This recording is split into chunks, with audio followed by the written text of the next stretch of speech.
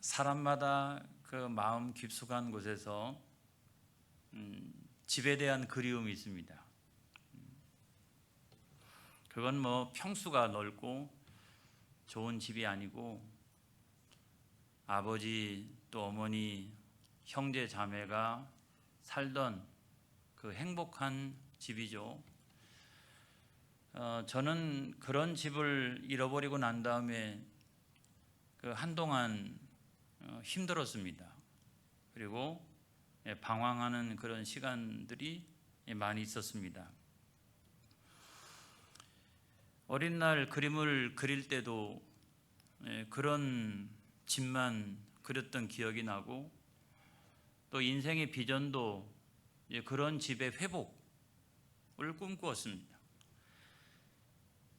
제가 이제 나이가 들었거든요.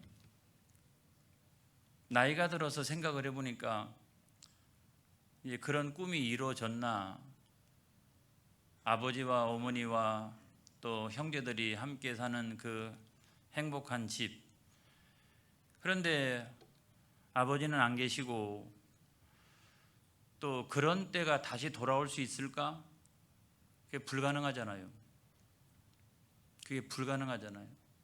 그러니까 모든 사람들의 마음속에는 그게 아련한 추억으로 남아있는 거예요. 실제로 다시 그렇게 돌아갈 수가 없어요. 이것이 바로 뭐냐면 이 세상의 집이 가지고 있는 그런 한계다라는 생각이 듭니다. 아련한 추억으로만 남아있지 절대로 돌아갈 수가 없어요. 그렇게 될 수가 없어요. 왜 그럴까 하고 우리가 성경적으로 생각해 보면 저는 누가복음 15장이 생각이 납니다. 탕자의 비유. 거기 보면 이 탕자의 비유에 보게 되면 아버지 집은 어떤가요? 저는 아버지 집은 좋은 집이었던 것 같아요. 부자잖아요. 안 그래요? 부자고 평수도 넓고 땅도 많았던 것 같고, 그 좋은 집인데 둘째가 재산 분쟁을 일으킵니다. 부모를 거역합니다. 그리고 그 집을 떠나갑니다. 그리고는 허랑방탕한 삶을 살아가게 됩니다. 이것이 뭐냐면 이 세상에 어디에나 존재하고 있는 탕자의 문명이라는 거예요. 사람은 누구나 다 자기 집을 떠나도록 되어져 있어요. 언젠가 되면 자기 집을 떠나서 또 타향에 가서 살기 시작합니다. 이게 뭐냐면 탕자의 문명이라는 거예요. 다 누구든지 그렇다는 거예요. 그런데 두 번째는 뭐냐? 배금주의 때문에 그렇다. 배금주의. 탕자가 생각할 때는 돈만 있으면 안 되는 것이 없다고 생각을 했어요. 돈이면 다 된다고 생각했습니다. 그리고 자기가 아는 범주 안에서 행복이라고 하는 것도 돈으로 다 살 수 있다라고 생각을 했어요. 근데 오늘날의 사람들도 다 보면 많은 사람들이 그런 배금주의에 빠져 있는 경우가 많다는 거예요. 돈이면 다 돼, 돈이면 다 돼. 돈이면 행복도 살 수 있어. 근데 여러분, 결과는 어떻습니까? 소수의 사람들은 그와 같이 부자로 살아가고 성공해서 살아가고 이렇지만 대부분의 사람들은 그렇지 못하거든요.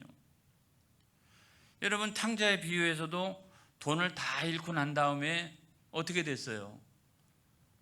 돼지나 먹는 쥐엄나무 열매를 먹기 시작하고, 제가 그걸 찾아봤더니 그게 가축의 사료로 사용되어지는 나무 열매래요. 그리고 가난하다 못해 극단적으로 가난한 사람들이 도무지 먹을 것이 더 이상 없으니까 먹는 것이 이 쥐엄나무 열매라는 거예요. 그리고 그때 생각해 보니까 자기 아버지 집에서 일하고 있는 품꾼보다 자기가 못해요. 그런 비참한 삶을 살아가게 됩니다. 나중에는 다 가지고 있는 것이 없잖아요. 근데 언제 그것이 회복되었느냐? 언제 회복되었을까요? 아버지 집에 돌아갈 때 그것이 한꺼번에 회복되어지는 역사가 일어났습니다. 여러분, 저는 오늘 그런 말씀을 드리려고 그러는 거예요. 우리가 나이가 들어가면서 반드시 돌아가야 할 아버지 집, 우리가 나이가 들어가면서 반드시 회복되어져야 할 아버지 집이 무엇이냐는 거예요. 오늘 12살밖에 되지 않는 예수님은 우리들에게 그와 같은 것을 가르쳐주고 있어요. 아주 놀라운 진리의 말씀을 우리들에게 가르쳐주고 있습니다. 예수님께서 그 부모와 함께 유월절을 지키기 위해서 예루살렘을 방문했습니다. 그리고 이제 수많은 사람들 속에 추석 명절처럼 섞여서 올라갔다가 내려오고 이러는데, 내려오다가 보니까 있겠거니 했는데 예수님이 없는 거예요. 무려 하룻길을 왔는데도 불구하고 예수님이 안 보여요. 그래서 그 부모가 깜짝 놀라가지고 다시 역으로 하룻길을 다시 돌아오면서 여기 있나? 또는 저기 있나? 아무튼 찾아보면서 하룻길을 다시 예루살렘을 향해서 옵니다. 그래서 사흘째 되던 날에 예루살렘에 도착을 해가지고 예루살렘에 있는 곳곳을 다 찾아봐요. 도시니까 12살 아이가 가 있을 법한 곳이 얼마나 많이 있겠어요. 그러니까 여기도 찾아보고 저기도 찾아보고 다 찾아보고 어디에도 없어요. 그래서 맨 마지막에 어디를 찾아갔느냐? 성전을 찾아갑니다. 그랬더니 마침 예수님이 거기 계신 거예요. 그러니까 두 가지 감정이 한꺼번에 생기는 거죠. 하나는 너무 반가운 거죠. 또 하나는 가가지고 그냥 엉덩이를 갖다가 이렇게 때려줄 만큼 그냥 원망하는 마음이 그 마음속에 생기지 않겠어요? 그러니까 여러분, 여기 성경 말씀에 보면 누가복음 2장 48절에 말씀에 보니까 다 같이 시작. 그의 부모가 보고 놀라며 그의 어머니는 이르되 아이야 어찌하여 우리에게 이렇게 하였느냐? 보라, 내 아버지와 내가 근심하여 너를 찾았노라 그랬어요. 자식을 잃어버리면 얼마나 그럴까요? 근심하면서. 그런데 아무튼 반가운 마음, 또 하나는 원망하는 마음, 이 두 가지가 같이 있는 거예요. 그런데 그때 아주 놀라운 진리를 예수님께서 우리들에게 해주고 있습니다. 누가복음 2장 49절에 있는 말씀에 보면 시작. 예수께서 이르시되 어찌하여 나를 찾으셨나이까? 내가 내 아버지 집에 있어야 될 줄을 알지 못하셨나이까? 하시니 그랬어요. 어찌하여 나를 찾으셨나이까? 아니, 부모가 찾는 건 당연하지 않습니까? 당연한 거 아니에요. 아무리 12살 나이라 할지라도 예수님이 어찌하여 나를 찾으셨나이까? 여러분, 이 말은 왜 나를 찾았습니까? 라고 하는 말이 아니에요. 왜 나를 이곳 저곳에서 찾으셨나이까 하는 거죠. 나는 예측 가능한 곳에 있었습니다 라고 하는 말이에요. 나는 예측 가능한 곳에 있었습니다. 나는 있어야 할 곳에 있었습니다. 그런데도 왜 여기서 찾고 저기서 찾고 길에서 찾고 예루살렘에 돌아와 가지고 여기저기 돌아다니면서 찾고 그렇게 찾으셨나이까? 어찌하여 나를 찾으셨나이까? 나는 예측할 곳에 있었습니다. 예측 가능한 곳에 있었습니다. 나는 있어야 할 곳에 있었습니다. 그곳이 어디냐면 예수님 말씀하시기를 아버지 집이라는 거예요. 할렐루야. 그게 바로 하나님 아버지 집이라는 거예요. 사랑하는 성도 여러분, 우리가 있어야 될 곳이 어디입니까? 그게 아버지 집이에요. 우리가 언제나 예측 가능한 곳, 내가 있어야 될 예측 가능한 삶의 자리는 어디입니까? 그건 하나님 아버지 집이에요. 우리가 언제나 마음을 두고 있어야 될 집은 어디입니까? 그건 하나님 아버지 집이에요. 그 예수님은 단순히 이 아버지 집을 육신의 아버지 집으로 설명한 게 아니라 하나님은 내 아버지요, 내가 아버지의 품 안에 있나이다. 이것이 내 삶의 자리입니다. 이것이 내가 있어야 될 곳이고 내가 있어야 될 예측 가능한 곳입니다 라고 이야기를 한 거예요. 여러분, 그것이 바로 하나님 아버지 집이라는 거예요. 육신의 집은 우리가 아무리 추억을 해도 그 옛날로 돌아갈 수가 없어요. 그렇지만 우리가 반드시 돌아가야 될 곳, 우리가 있어야 될 곳, 그것은 바로 하나님 아버지 집이라는 사실을 여러분 믿으시기를 바랍니다. 오늘 예수님은 그 진리를 우리들에게 말씀해 주고 있는 거예요. 우리는 오늘날 왜 하나님 아버지 집에 있어야 됩니까? 오늘 성경에 보니까 여러 가지로 말씀하고 있어요. 첫째가 뭐냐? 첫째가 하나님 아버지 집에는 말씀이 있습니다. 할렐루야. 누가복음 2장 46절로 47절에 있는 말씀 가운데 보면 시작. 사흘 후에 성전에서 만난즉 그가 선생들 중에 앉으사 그들에게 듣기도 하시며 묻기도 하시니 듣는 자가 다 그 지혜와 대답을 놀랍게 여기더라. 그랬어요. 성전은 하나님 앞에 예배드리는 곳이지만 또 다른 하나는 뭐냐면 성전은 뭐 하는 곳이냐? 하나님의 말씀을 가르치는 곳입니다. 묻기도 하고 대답하기도 하고. 여러분, 오늘날 교회도 마찬가지 아닙니까? 교회 와가지고 우리가 하나님 앞에 예배드리는 거 가장 중요하죠. 그 다음에 또 중요한 게 뭐가 있습니까? 하나님의 말씀을 선포하고 하나님의 말씀을 가르치는 거죠. 할렐루야. 그래서 교회는 세상 그 어디에도 없는 하나님의 말씀이 가득한 곳이 교회인 줄로 믿습니다. 할렐루야. 그게 중요한 거예요, 여러분. 그게 중요한 거예요. 누가복음 15장 17절에 있는 말씀에 보면 시작. 이에 스스로 돌이켜 이르되 내 아버지에게는 양식이 풍족한 품꾼이 얼마나 많은가. 나는 여기서 줄여 죽는구나.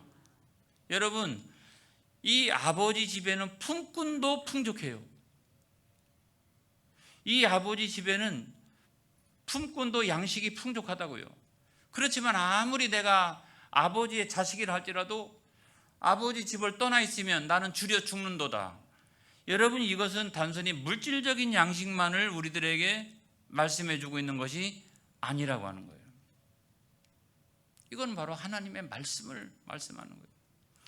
여러분, 아무리 세상적으로 대단하고 건강하고 그래도 하나님 말씀이 없으면 그 영혼은 죽어가는 거예요. 여러분, 죽어가는 거예요. 하나님 말씀이 있어야 되는 거예요. 말씀이 있어야 되는 거예요. 그래서 대단한 걸 자랑하지 마세요. 말씀이 있어야 돼요. 그래서 아모스서 8장 11절에 있는 말씀에 보면 시작.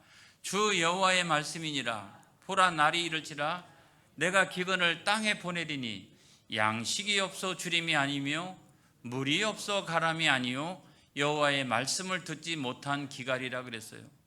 그때 당시도 매우 풍족했거든요. 부족한 것이 없었습니다. 근데 왜 이 땅이 망하게 되느냐? 다른 것이 아니라 하나님의 말씀이 없기 때문이라는 거예요. 하나님의 말씀이 생명의 양식이라는 거예요. 하나님의 말씀이 신령한 양식이라는 거예요. 여러분, 이거를 우리가 먹고 마시지 아니하면 다른 것으로 여러분 대단하고 세상적으로 성공했어도 여러분 소용없어요. 영혼은 죽어가는 거예요. 영혼은 죽어가는 거예요. 영혼은 죽어가는 거예요. 그 다음에 우리가 신명기 8장 3절에 있는 말씀, 자 시작. 너를 낮추시며 너를 줄이게 하시며 또 너도 알지 못하며 내 조상들도 알지 못하던 만나를 내게 먹이신 것은 사람이 떡으로만 사는 것이 아니요 여호와의 입에서 나오는 모든 말씀으로 사는 줄을 내가 알게 하려 하심이라. 여러분, 그 만나를 광야에서 먹이신 이유가 있어요. 다른 백성에게 먹인 게 아니에요.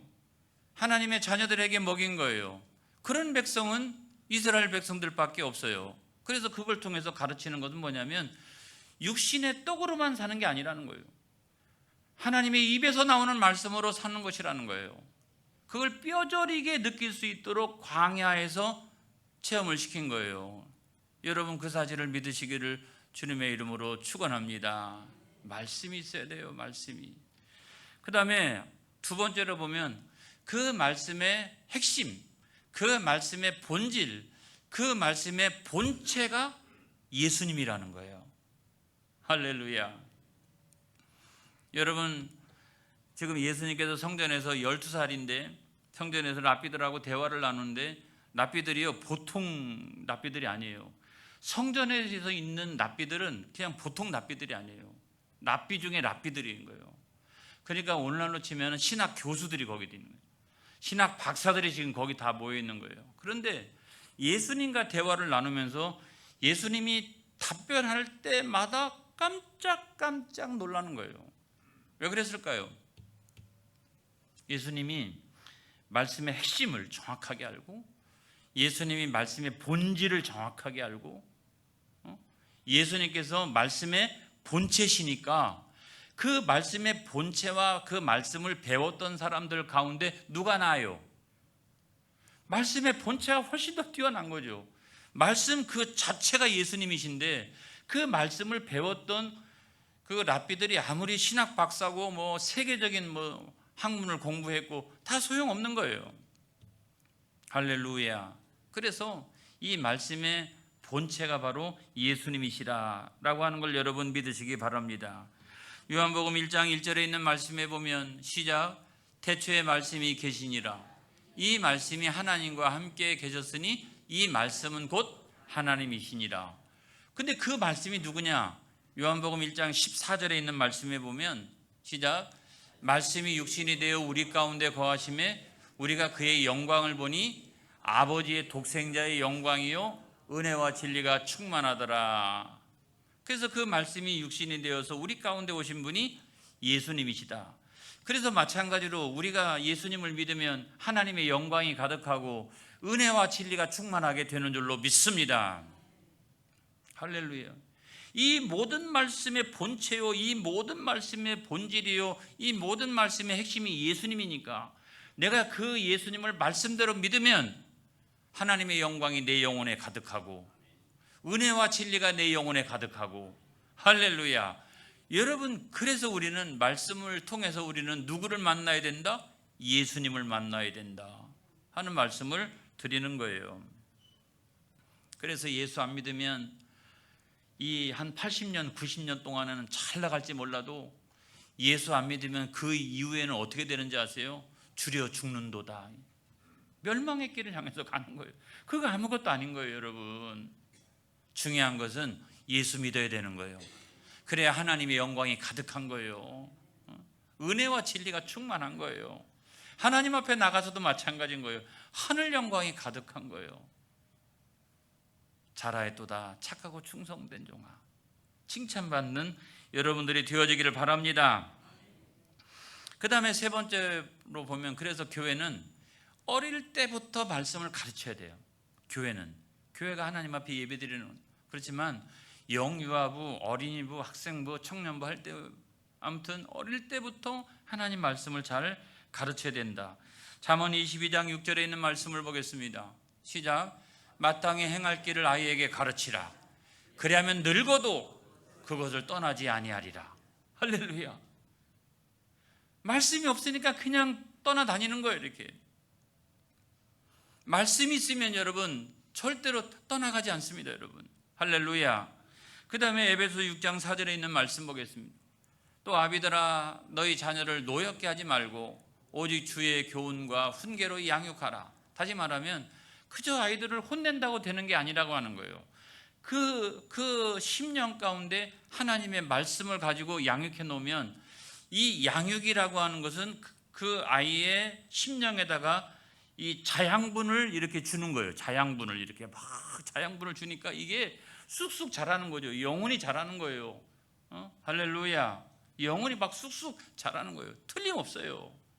그렇기 때문에 이 아이는 여러분 나중에 위대한 일을 하게 되는 거죠. 하나님 앞에 크게 쓰임받게 될 줄로 믿습니다. 그 다음에 두 번째로는 아버지 집에는 예식이 있다. 예식이 있어요. 자, 랍비들은요 거기 앉아가지고 뭘 할까요? 제사 드리는 법, 그러니까 오늘날로 치면 예배 드리는 법, 예배 드리는 법 이런 거 가르치고, 그 다음에 어떻게 생활을 해야 될지를 가르쳤어요. 일상생활에서 율법이 있고 생활이 있는데 내가 생활상에 여러 가지 어려운 문제가 생기면 이 율법과 생활 사이에 간극이 생기면 랍비를 찾아가서 내가 이 문제를 어떻게 하는 것이 좋을런지를 묻고 대답하고 묻고 대답하고 묻고 대답하여 성전에 들어갔다 나오면 생활이 교정되어서 나왔어요. 할렐루야. 여러분, 첫 번째가 뭐냐면 그 생활 가운데 예배 생활이라는 거예요. 사랑하는 성도 여러분, 예배 생활. 아버지 집에는 그래서 예배가 있어요. 아버지 집에는 그래서 예배가 있는 거예요. 그 예배가 오늘날엔 세상에 축제가 얼마나 많이 있습니까? 동네마다 축제가 있고 막 이 뭐 웬만한 그 뭐 지자체는 다 축제가 없는 데가 없어요. 얼마나 기가 막히고 재미있는지 알 수가 없어요. 근데 교회 딱 와서 보면 우리 예식이라고 하는 게, 우리 예배라는 게 매우 고전적이잖아요. 그렇죠? 아니에요? 고전적이기도 하고 딱딱하기도 하고 이게 그래가지고 이게 제가 앞으로 더 교회 오면 영적으로 재미있게 해드리겠습니다. 아무튼 이제 교회라고 하면 이제 뭐 여기 자녀들도 함께 나옵니다만은 오늘 교회가 막 그 시간을 견디는 거죠. 이렇게 너무 고전적이고 딱딱하고 말이야. 그렇게 생각을 하는데 그렇지 않아요. 여러분, 하나님은 그 예배 중에 역사하십니다. 할렐루야. 하나님은 그와 같은 예배 중에 역사하시는 거예요. 그래서 우리가 잘 아는 요한복음 4장 24절에 있는 말씀에 보면 시작, 하나님은 영이시니 예배하는 자가 영과 진리로 예배할지니라. 할렐루야. 그 예배 생활을 가르치는 거예요. 그 예배 생활. 두 번째는 뭐냐면 구별된 생활이에요. 뭘 가르칠까요? 랍비가 거기 앉아가지고, 야, 하나님의 자녀는 세상의 자녀들과 달라. 그러니까 너희들은 율법을 중심으로, 말씀을 중심으로 살아야 돼. 이것들을 딱 구별해내고 생활상에서도 너희들은 구별된 삶을 살아가야 돼 라고 가르칠 거 아니겠어요? 랍비들이 괜히 앉아있어요 거기? 아니잖아요 여러분. 그래서 레위기 11장 45절에 있는 말씀에 보면 시작, 나는 너희의 하나님이 되려고 너희를 애굽 땅에서 인도하여 낸 여호와라. 내가 거룩하니 너희도 거룩할지어다. 할렐루야. 아니 뭔가 세상 사람들하고 좀 완전히 다를 수는 없어요. 제가 볼 때도. 그래도 하나님의 자녀는 뭔가 구별됨이 있어야 될 거 아니겠어요? 좀 하나님의 자녀는 좀 안 하는 것도 있어야 될 거 아니겠어요? 할렐루야. 그럼 구별됨이 있어야 되는 거예요. 여러분, 우리가 그것을 뭐라고 얘기하냐면 경건이라고 말합니다. 디모데전서 4장 7절로 8절에 있는 말씀에 보면 시작, 망령되고 허탄한 신화를 버리고 경건에 이르도록 내 자신을 연단하라. 육체의 연단은 약간의 유익이 있으나 경건은 범사에 유익하니 금생과 내상의 약속이 있느니라. 아멘. 할렐루야. 이게 구별된 삶을 우리가 살아가게 되는 거고, 그 다음에 세 번째로는 뭐냐면 모범된 생활을 해야 되는 거죠. 하나님이 나를 들어서 사용하십니다. 그런 사람을 들어서 하나님이 사용하세요. 하나님이 세상 사람과 똑같은 사람을 사용하시는 게 아니라 이 세상에서 뭔가 영향력을 끼칠 수 있는 그런 사람, 하나님은 그런 사람을 사용하신다고요. 그래요.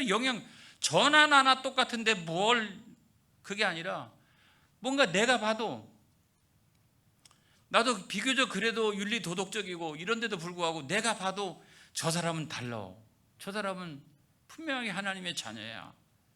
여러분, 그런 모범된 사람을 하나님이 사용하시는데 예레미야 5장 1절에 있는 말씀을 보겠습니다. 시작, 너희는 예루살렘 거리로 빨리 다니며 그 넓은 거리에서 찾아보고 알라. 너희가 만일 정의를 행하며 진리를 구하는 자를 한 사람이라도 찾으면 내가 이 성읍을 용서하리라. 여러분, 그런 사람이 되어지시기를 바랍니다. 예레미야 1장 18절에 있는 말씀 보겠어요. 시작, 보라, 내가 오늘 너를 그 온 땅과 유대 왕들과 그 지도자들과 그 제사장들과 그 땅 백성 앞에 견고한 성읍 세기둥 노성벽이 되게 하였은즉. 하나님이 그런 사람을 이 지역사회 안에 다 이렇게 견고한 성읍 세기둥 노성벽이 되도록 하신다는 거예요. 할렐루야. 자, 마지막으로 짧게 말씀드리겠습니다. 세 번째로 아버지 집에는 기쁨과 행복이 있습니다. 자, 보세요. 예수님의 부모는 길거리에서 막 지금 예수님을 찾고 있잖아요. 마음이 어때요? 불안하고 걱정스럽고 이런 마음이 있었잖아요. 근데 정작 예수님은 어디 있었어요? 성전에 있었잖아요. 아버지 집에 있었잖아요. 예수님의 마음은 어때요? 기쁘고 행복했습니다. 거기가 아버지 품처럼 느껴졌어요. 그러니까 거기가 행복한 거예요. 거기가 행복한 거예요.